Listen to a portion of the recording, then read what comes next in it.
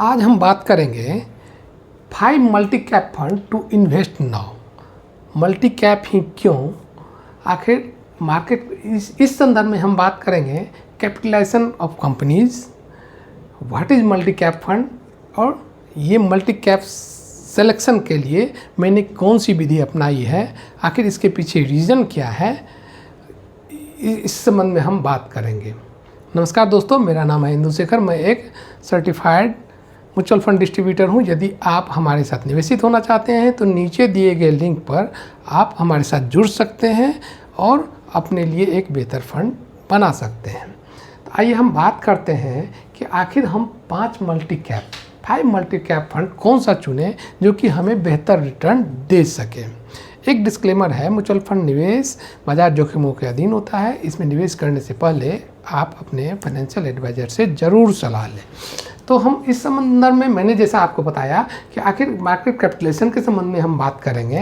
According to market capitalisation हम देखते हैं कि आखिर विगत 5 सालों से कौन सी कंपनियां, किस कैपिटलाइजेशन की कंपनियां अधिक रिटर्न दी है। विगत 5 सालों से हम देख रहे हैं कि स्मॉल कैप कंपनियां अधिक रिटर्न दे रही हैं। ये बेसिस जो मैंने लिया है, मैंने स्क्रीनर से लिया है, आप भी जाके इस पर सर्च कर सकते हैं। और 10 साल में यदि देखा जाए, यदि हम 10 साल का फ्रेमवर्क लें तो मिड कैप कंपनियां अधिक रिटर्न दे रही हैं। और इसी कंपेरिजन में हम यूएस की बात करें, यूनाइटेड स्टेट की बात करें, तो वहाँ अधिकांश 10 या 5 साल का भी फ्रेमवर्क लें तो वहाँ लार्ज कैप कंपनियाँ अधिक रिटर्न दे रही हैं।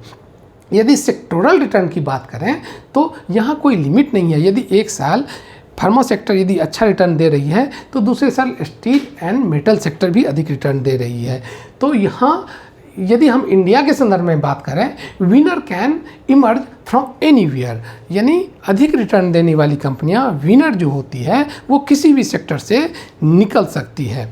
अतः हम इस संदर्भ में यदि हम बात करते हैं लार्ज कैप, मिड कैप और स्मॉल कैप में, तो लार्ज कैप में अधिकांशतः 2 एंड 3 व्हीलर कंपनियां, एयरलाइंस कंपनियां, कोल कंपनियां, diversified FMCG, metals, retail and paints कंपनियां आती है। वहीं मिड कैप में airport, airlines, commercial vehicle, edible oil, garments, iron steel, health care इत्यादि सेक्टर्स आती हैं।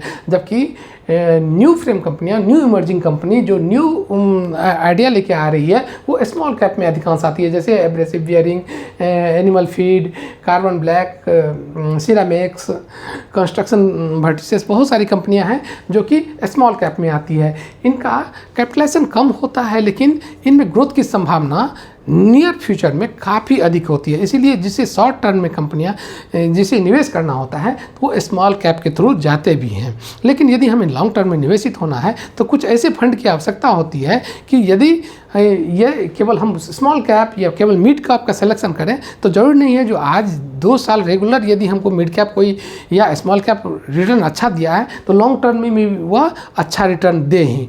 हो सकता है वो 5 साल तक फिर अच्छा रिटर्न नहीं दे। तो इसीलिए हमें एक ऐसे फंड की आवश्यकता होती है जिसमें इन सबों का एक मिश्रण हो, जो कि हमें किसी भी परिस्थिति में एक फ्रूटफुल रिजल्ट, एक अच्छा रिटर्न हमें मिल पाए।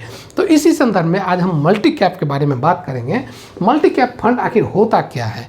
मल्टी कैप फंड के लिए ये मैंडेटरी है कि हम लार्ज कैप, मिड कैप और स्मॉल कैप से 25 एंड 25% इसमें शेयर्स जरूर लें।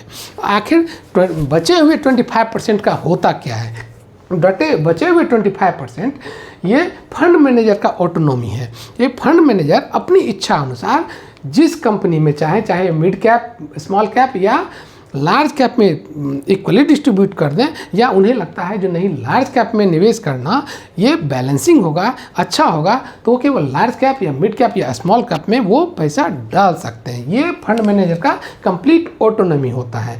यदि हम रिटर्न की बात करते हैं मिड कैप और निफ्टी 50 की, तो कंजिक्यूटिव 1 to 10 ईयर्स में हम देख रहे हैं कि मिड कैप निफ्टी 50 से काफ़ी अच्छा रिटर्न, कंजिक्यूटिव रिटर्न दे रही है। जबकि मिड कैप यदि 1 साल का एनुअलाइज्ड रिटर्न देखते हैं तो 46.59, वहीं निफ्टी 50 34.39% रिटर्न दे रही है। वहीं 5 ईयर्स में यदि मिड कैप का रिटर्न देखते हैं तो 16.91% और निफ्टी 50 का 13.76% है। जबकि 10 ईयर्स की बात करें तो इसमें भी मिड कैप फंड्स अधिक रिटर्न दे रही है 16.7%, और निफ्टी 50 का यदि हम रिटर्न देखते हैं तो 13.5% का रिटर्न देती है। ये सारे डाटा आप स्क्रीनर पर जाके ले सकते हैं। इनका यदि शार्प रेशियो देखें तो ये भी मल्टी कैप फंड का अच्छा होता है, जिसका शार्प रेशियो जितना ही अधिक होता है वो इतनी ही अच्छी कंपनी मानी जाती है, अच्छा फंड समझा जाता है। हम शार्प रेशियो के बारे में यदि बात करते हैं तो शार्प रेशियो हमें बताता है कि पर यूनिट कोई भी fund per unit risk to reward कितना देती है।